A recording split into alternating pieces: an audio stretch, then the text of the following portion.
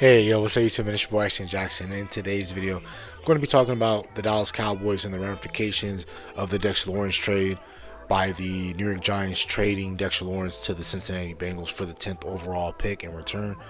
And I will discuss how that affects the Dallas Cowboys in the draft and in the division. So before we jump to the video, I would appreciate if you guys would like the video, subscribe if you're new, comment, and share my video with anyone who you think will enjoy my content. Hopping straight into it, I think that the Giants and the Bengals, they helped you out a lot. If we're just thinking about it just from a football perspective, I think that the Giants did themselves a disservice, in my opinion, by getting rid of Dexter Lawerence. Understanding that Dexter Lawerence didn't want to play there no more because of the circumstances and the direction in which the Giants were headed into, Dexter Lawerence did not want to be there no more. So it made complete sense because that's what's similar to what happened with Quentin Williams. He got tired of being with the Jets and them always being in a rebuilding cycle. He wanted to go to a better situation. Now, is Cincinnati that much better than New York? Not really. But if Joe Burrow's healthy, they're clicking, and they have a defense that can get some stops, that can be a team that's dangerous in the AFC, and they can definitely compete within the division in the AFC North. Now, for the Giants, just from a draft perspective, I think they helped you out a lot as well. And the reason why I felt that way was because prior to this trade, I felt that 5 of the 6 best defenders in this draft class that you probably had true first round grades on were going to be gone by the time if you just sat at 12. Now, with the way in which the draft order is, Vegas is going to take an offensive player at 1. We know that that's going to be Fernando Mendoza. The Jets are going to take either Bailey or they're going to take Reese. I think they're going to take Reese. I think Arizona is going to take an offensive player either between an offensive lineman or Jeremiah Love. If they go offensive lineman, I think Tennessee, if they don't get Jeremiah Love, I can see them going defender. But more importantly, I think they might take an offensive player here to help out Cam Ward.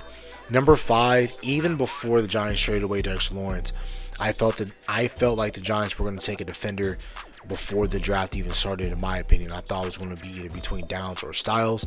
I feel like that the sentiment is going to be the same thing. I still feel like they're going to take either Downs or Styles, but either which way, we're going to be prepared that if whoever the Giants don't take, that 6th pick being Cleveland, I can see the Dallas Cowboys get on the horn and trying to trade up and go get them a player of that magnitude, whether it's Styles or Downs, if they're available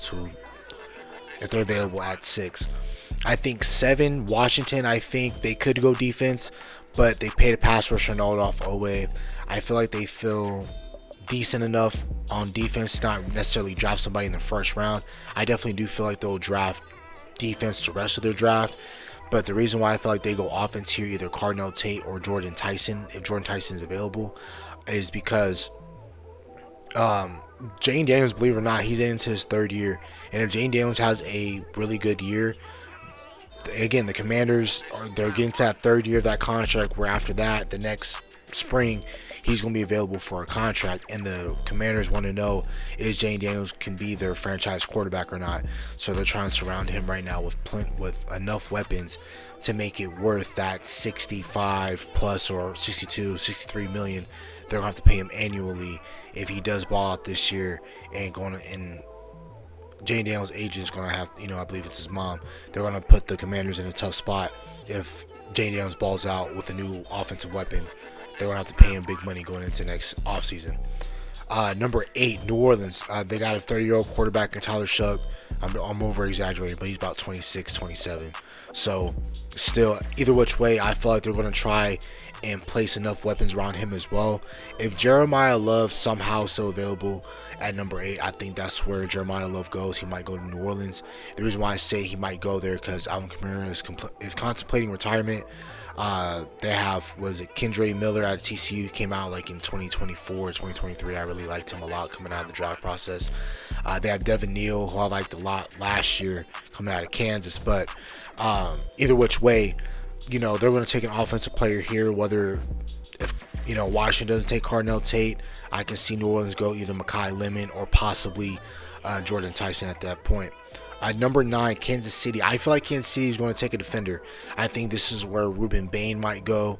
I can see Downs. If Downs is available at 9, I can see Kansas City going there because they did lose Brian Cook to the Cincinnati Bengals, and they did lose Justin Reed about last year in free agency. So I can see them looking at safety, in my opinion. But if either of the big 3 wide receivers, Mekhi Lemon, Carnell Tate or Tyson's available to them. I think they might take Tyson, but I wouldn't be surprised if they take offensive player. If they have a offensive player graded higher than a defensive player, but I can see them right here going like Ruben Bain if he's available. Now with number 10 with the Giants, right? I feel like the Giants they're going offense at this spot. Um, who that offensive player could be? If it's Mekhi Lemon, I will not be shocked. I know I brought Mekhi Lemon's name like at least 3 to 4 times, but I can see Mekhi Lemon going anywhere between 6 through 11, in my opinion, because I can see any of those teams taking an offensive player. But the Giants, I feel like if they did take Mekhi Lemon, it makes a lot more sense because they did lose Rondale Robinson last year. That was a smaller, shiftier wide receiver. That's what I feel like Mekhi Lemon is. He's in the slot. He can play outside as well, but you will like him in the slot a lot more. He has yak ability. He can route run. He does everything. He can make ridiculous catches. I really like Mekhi Lemon a lot, but I think that's where he possibly goes if the Giants do take a defender at 5. 11 with Miami. They do have Green Bay's former GM, and Green Bay doesn't typically take offensive players. Matthew Golden, I believe, was the first wide receiver they have taken in the first round since 2002. That was last year, so I don't see them possibly going wide receiver or offensive player. They could go offense. Don't get it twisted because their wide receiver one right now is probably going to be either Malik Washington, I believe, or Jalen Tolbert. So I don't know if they want to go into training camp with Malik Willis as their starting quarterback with those gentlemen at wide receiver. I think they definitely want to add a player if they possibly can. But I can see Miami going offense. But again, should the Dallas Cowboys sit at 12 or should they trade up? I believe they should trade up if they really like Styles. I wouldn't trade up for Styles, but the Dallas Cowboys are like, hey, why play around if we can trade up and go get our inside linebacker? Let's go get Sonny Styles.